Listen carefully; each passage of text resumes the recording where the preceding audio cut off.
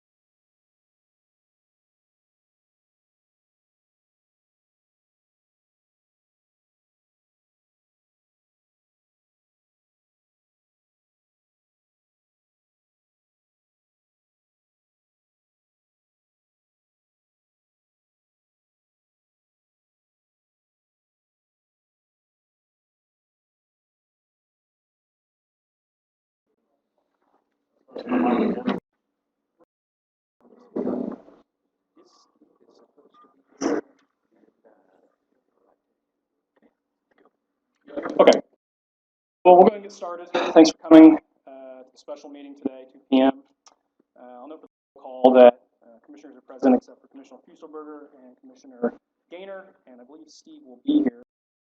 He may trickle in here in another minute or two. But we do have quorum, so we're going to go ahead and continue.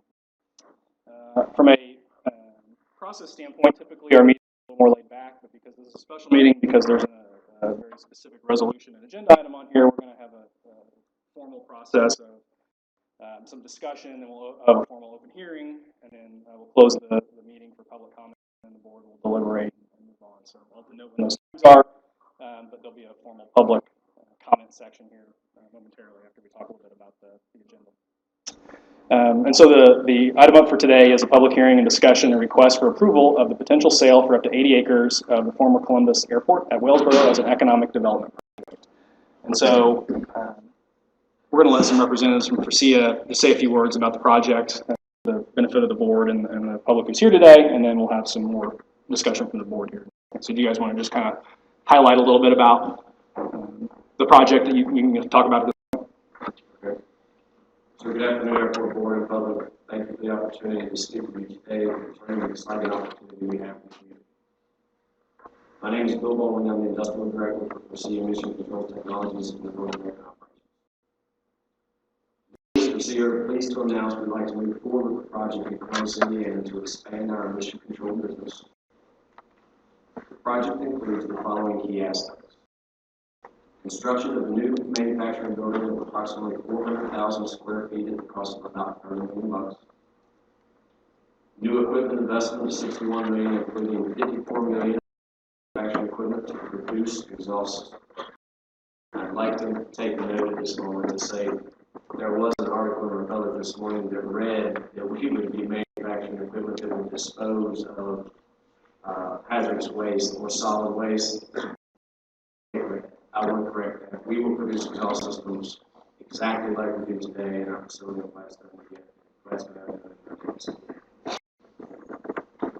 We will also have $3 million invested for R&D equipment, $1 million invested for logistics equipment for the facility, and also $3 million for IT equipment. By the end of the project, we anticipate the creation of 131 net new jobs for the project. The average annual salaries for these new jobs will be $1,000, resulting in total salaries and wages of this community of $7.2 million. These new jobs are in addition to our existing workforce of 1,600. See, as annual salaries and wages in Columbus are approximately $76 million. For this reason, we think it qualifies as an economic development. We're very pleased to continue growing in Columbus. Slight timeline evolved as we considered several options. We have footprint in surrounding states, and we waited to, I'll say the 11th hour to make the decision to stay here because we needed to fully vet that we had in other states. At the end, Bill Columbus provides the right skill sets that we are needed. We're pleased to continue and grow and get more of the Columbus community. So, I thought maybe we should highlight a little bit about the process up to this point, and then of proposals that the board and or the segment of the board and FORSEA have discussed up to this point to kind of bring it forth to the board prior to the public hearing. Okay. You have all the numbers in front of you, so Yeah. I'm going to rely on you to keep me straight here. So we were the Wellsboro RFP for the entire land was issued, and the plan at that point was the board was going to sit on a development standpoint. We got some communication after that happened that there was a potential project on the horizon that may need to, consider a small amount of land at the Wellsboro project, and so we started having some meetings with economic development and learned that this is likely going to be a FORSEA project, and but we didn't know a lot more about it at the time. And then once we started getting a little more information and started having some discussion with FORSEA, we learned about this potential project that they're telling you about now, as well as the fact that there were other sites being considered and that things hinging in very tight timelines. And part of that process early on was discovery of, is it even feasible for the board at this point to consider a sale of for this project as part of what they could be looking at, or is that even not an option and would they have to look elsewhere? And so we started, a subset of the board started considering how this potentially could be done and kept in the community. I guess we process of doing that. The first part of that process was determining if this could be an economic development project, which we do believe it can be. With that, then the board has discretion to go out and start receiving appraisals on the property to determine a price that it could be sold for, and we completed that project. And then last week we met with FORSEA, a subset of the board met with FORSEA to go over those appraisals and come up with a final price or agreement to then bring to the board, which is what we are here bringing today to the board formally as a proposal. And I believe FORSEA is in agreement with a number of things, and the subset of the board who negotiated this is in agreement, so today's finality will be to have a full agreement of the board and to make a recommendation to the city council to what we call dispose of the land in this case, or sell it. So you want to talk a little bit about the specifics of leasing and yeah, we so at a certain point a couple of weeks ago we did decide on some acreage that most fit the FORSEA needs. We had a survey done of those acres, which finalized with 35.89 acres. We had 2 appraisals completed of the property. As this economic development, we can't sell it for less than the average of the two appraisals. That value for the average of the two appraisals was $25,000 per acre.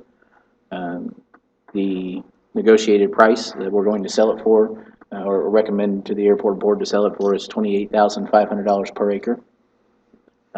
We also had some discussion with Forcia about road access, on where it's at, essentially along 450, and how that would work.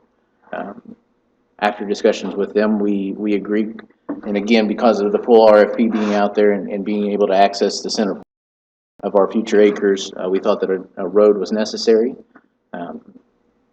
So there will also be a road developed by the developer, by Forcia, for that future access point, and again, they will utilize that road for as well. And again, that's at a cost to the developer, not to the airport at that point. So that got us to where I think we're at with the resolution as it is before the board today. Okay. Does the board have any questions or discussion on the resolution prior to the public comment? Why do I see 80 acres here, and yet we discussed 35.89?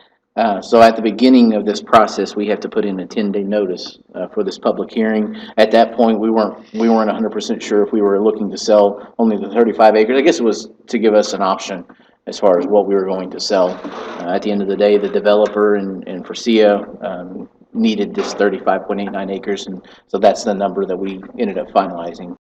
80 acres was to make sure we had some flexibility, but at this point, we're only looking to sell the 35.89 acres.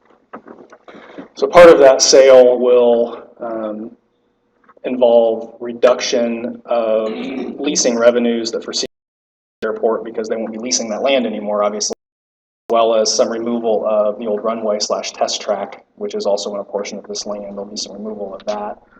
So the actual test track that they utilize will be slightly shorter than it was before, because the building will be, the lot will essentially be on top of that area. And then a little, and some additional farming revenue the airport was farming before that, you know, we will not receive going forward because the land had been sold. I don't remember the acreage on that, but it's relatively small. Any other questions or discussion from the board?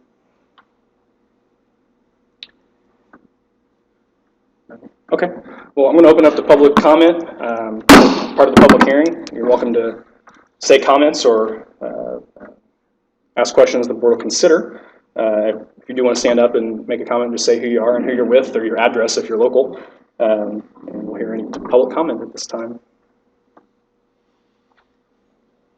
Please. Hello, my name is Tom Peck. I'm with a company called Haven Group, and it sounds like an exciting thing for the area.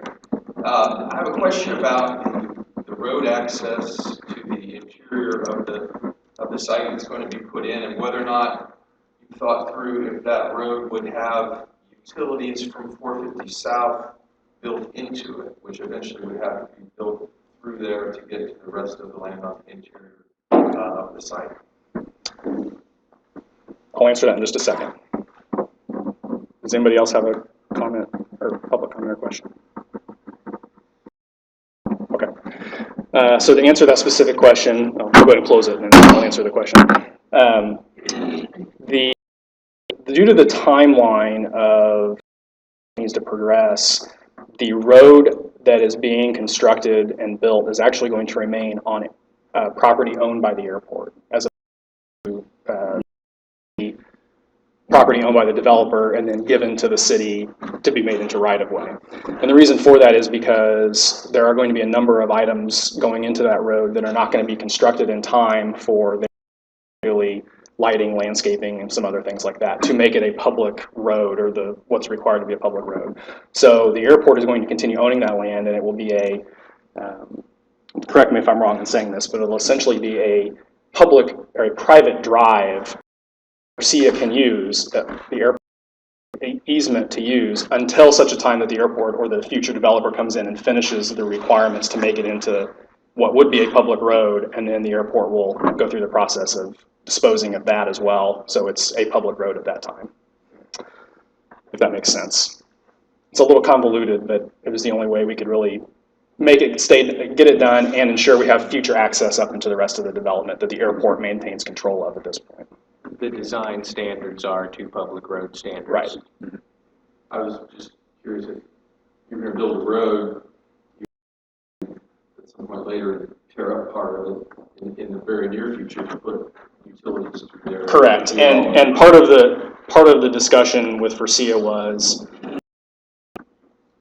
while I would say they did not necessarily just randomly build a road, they also didn't want to be in a position where we could come in the future and be tearing it up because it would hinder access for them. And so part of that kind of final negotiation was to get all the things in there required so that we aren't causing a disturbance to their project in the future as well.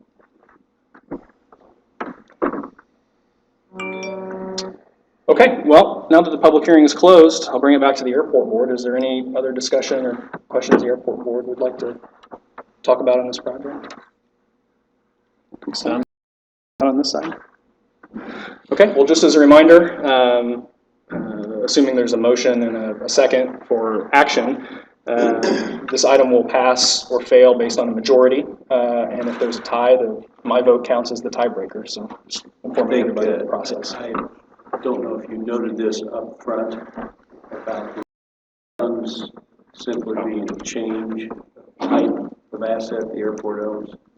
The funds do not go into city fund, they are airport dollars. Yes, I did not note that. Okay. I will note that. And that will only be able to be used by the airport for the airport. Right. So the revenue associated with this sale, which is right close to those monies will be transferred and put in the aviation fund to be used for future airport needs, subject to normal appropriations and city budgeting guidelines. But I think it's the intent of this board that at some point in the future, with those funds or additional funds realized from the sale of the rest of the property down there, or other pieces of the property down there, that we'll probably go to city council to make a request or multiple requests at some point in time to invest those in just a checking account. So It's probably also worth noting that the lost crop income and lost lease rent will easily be offset at a minimal return of 1%, would more than offset lease rental property. And if we can't return that on $1 million, there's something wrong with us. okay.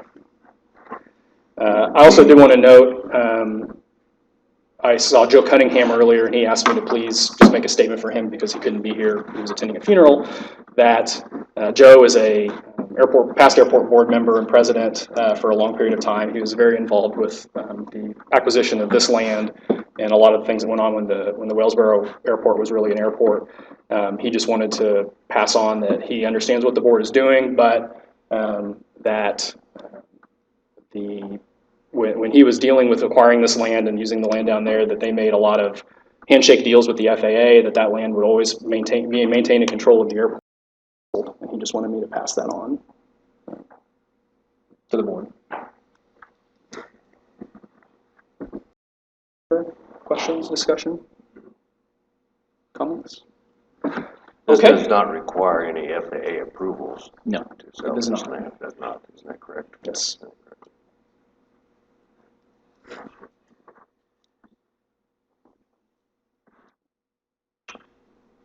And this is done in the form of a formal resolution, so if you want to make a motion, you can move that we pass the resolution.